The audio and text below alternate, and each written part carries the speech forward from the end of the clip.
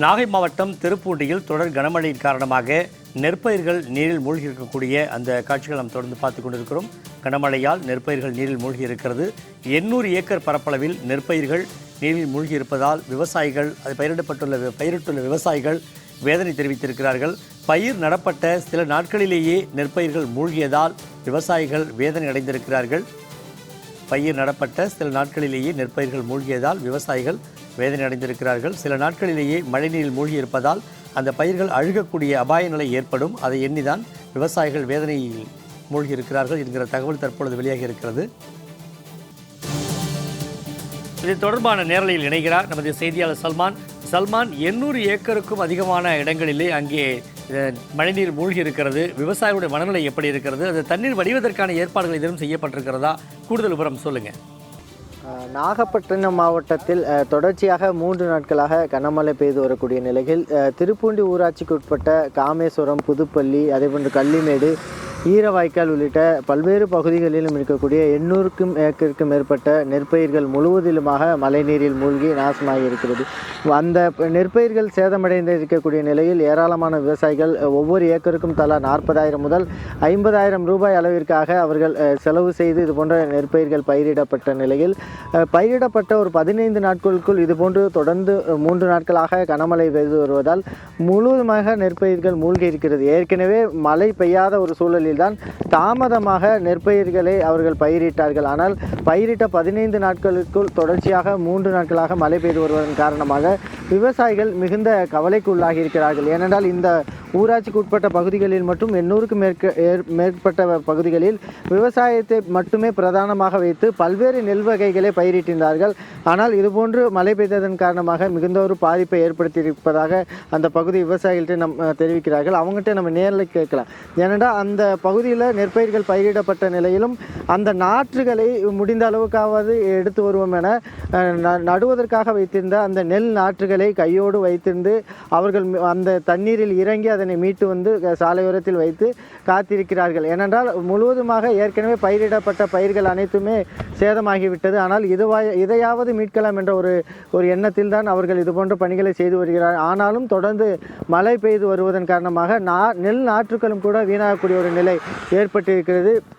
இது தொடர்பாக பாதிக்கப்பட்ட விவசாயிகள்கிட்ட கேட்கலாம். இப்போ எத்தனை மொத்தமாக இந்த பகுதிகளில் எவ்வளவு பாதிப்பை ஏற்படுத்திருக்கீங்க? இது எப்படியும் ஒரு 50 வேலிக்கிட்ட சேதமாகிருக்குங்க. இப்போ இதில் பார்க்க போனீங்கன்னா அது ஃபுல்லாகவே நெல் சாவடி பண்ணுறது தான் சுத்தமாக உள்ள வெள்ளத்தில் நிற்கிது. அதனால் அரசாங்கம் பார்த்து எதுவும் உதவி பண்ணால் தான் எதுவும் மீண்டு வரலாம். இல்லைன்னு சொன்னாக்கா எல்லாம் போக வேண்டியதான், வீட்டில் போய் உட்காந்து முக்காடு போட்டு உட்காந்துட வேண்டியது தான், வேறு வழியே இல்லை. இப்போ என்னென்ன பயிர் வகைகள் நட்டுங்க? அதாவது பொன்னி போட்டிருக்காங்க, 1050 போட்டிருக்காங்க, சிஆர், பிபிடி போட்டிருக்காங்க, 45 போட்டிருக்காங்க, 46 போட்டிருக்காங்க. இந்த மாதிரி பயிரெலாம் குறுகிய பயிர். இதெல்லாம் வயசு கம்மியான இந்த பயிரை போட்டதுனால வெள்ளத்துக்கு தாங்காது, எல்லாம் அழுவி உட்காந்துடும். இப்போ 2 நாள் 3 நாள்லேயே இப்போ எல்லாம் பயிர் வெளியில் தெரியவே இல்லை. அதனால் அரசாங்கம் பார்த்து எதுவும் உதவி பண்ணால் தான் எதுவும் நாங்களும் மீண்டு வரலாம். இல்லைன்னா கடனை வாங்கி போட்டுட்டு நம்ம வீட்டில் போய் உட்காந்துருக்க வேண்டியதாங்க. பயிரெல்லாம் வீணாக போய் கிடக்குது. ஐயா, நீங்கள் எவ்வளோ பயிர்கள் நட்டுருக்கீங்க? எவ்வளோ சேதமாக இருக்கீங்க? எங்களுக்கு கிட்டத்தட்ட ஒரு 2 லட்ச ரூபாய் போல் லாஸ்ட்டாக ஆகிட்டு சார். நாங்கள் இன்னமும் ஒன்றுமே பண்ணுற மாதிரி இல்லை சார். இருந்தது கொண்டு தான் ஆடு நகை எல்லாம் அடகு வச்சு எல்லாம் கொண்டாந்து வயலில் போட்டோம் சார். இன்னமே எங்களுக்கு ஒன்றும் வழி பண்ண முடியாது சார். நீங்கள் பார்த்து எதுவும் உதவி பண்ணால் தான், இல்லைன்னா நாங்கள் பட்ட ஜவனின்னு கிடக்க வேண்டியது தான் சார். இப்போ ஏற்கனவே இந்த மாதிரி இப்போ தாமதமாக தான் பயிர்கள் நட்டிங்களா? நட்ட உடனே மழை பெஞ்சு? இது மழை இவ்வளோ நாளாக மழை இல்லாமல் இருந்துச்சு சார். லேட்டாக இது பண்ணி தான் சார் நாற்று விட்டு இன்றைக்கி ஒரு வாரமாக நட்டுக்கிட்டு இருந்தோம் சார். நட்டது பூரா தண்ணிக்குள்ளே இருக்குது. நாற்றெல்லாம் இப்போ குளத்துலேருந்து கரையேற்றி கொண்டாந்து இப்போ இந்த பாதி நாற்று இந்த கொண்டாந்து வச்சுருக்கோம்.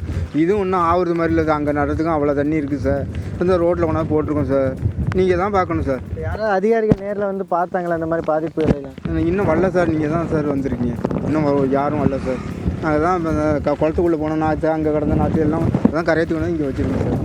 தொடர்ச்சியாக இந்த ஊராட்சிக்கு உட்பட்ட பகுதிகளில் மட்டும் 800 ஏக்கருக்கு மேற்பட்ட அளவிற்காக நெற்பயிர்கள் முழுமையாக சேதமடைந்திருக்கிறது. இதனால் விவசாயிகள் மிகுந்த கவலைக்குள்ளாகி இருக்கிறார்கள். ஏனென்றால் ஒவ்வொரு விவசாயிகளுக்கும் 1 லட்சம் முதல் 2 லட்சம் ரூபாய் வரைக்குமாக அவர்கள் கடன் வாங்கி இந்த விவசாய பணிகளை மேற்கொண்டு வந்த போது திடீரென தொடர்ந்து 3 நாட்களாக மழை பெய்து வருவதோடு இருக்கக்கூடிய சில ஏக்கர் பரப்பளவில் இருக்கக்கூடிய ஒரு சில பயிர்களும், அதாவது ஒரு மாதத்திற்கு முன்பாகவே நட்ட பயிர்கள் ஆங்காங்கே தெரிந்தாலும் கூட தொடர்ந்து 2 நாட்கள் மழை நீடிக்கும் என தெரிவிக்கப்பட்டுள்ளதால் அந்த விவசாயிகளும் மிகுந்த கவலைக்குள்ளாகி திருப்பூண்டி ஊராட்சிக்கு உட்பட்ட அனைத்து விவசாய பகுதிகளில் இருக்கக்கூடிய நெற்பயிர்கள் முழுவதுமாக சேதமடைந்திருக்கிறது. எனவே தமிழக அரசானது உடனடியாக இந்த பகுதிக்கு ஆய்வுகளை மேற்கொண்டு முழுமையான நிவாரணம் விவசாயிகளுக்கு சென்று சேர்க்க நடவடிக்கை எடுக்க வேண்டும் என அந்த பகுதி விவசாயிகள் கோரிக்கை விடுத்துள்ளனர்.